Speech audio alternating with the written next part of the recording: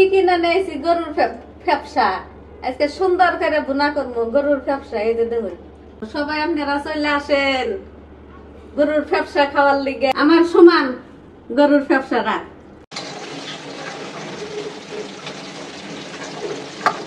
আদা রসুন বাটা দিয়ে দিলাম, পরিমাণ মতো মরিচের গুঁড়ি, পরিমাণ মতো হলুদ, ধনিয়ার গুঁড়া দিয়ে দিলাম। একটু নাড়া দিয়ে পানি দিয়ে দিব।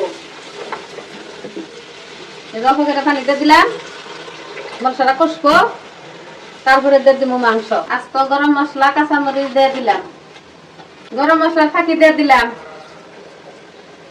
আর কোনো মশলা মশলা দিব না, দেওয়ার কাম শেষ করে দিলাম।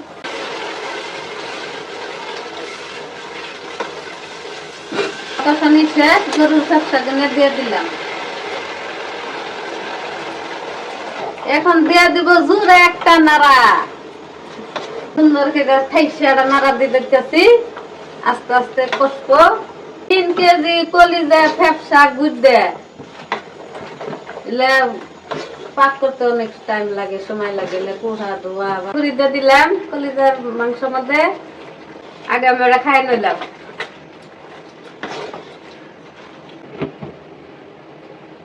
Tata tata.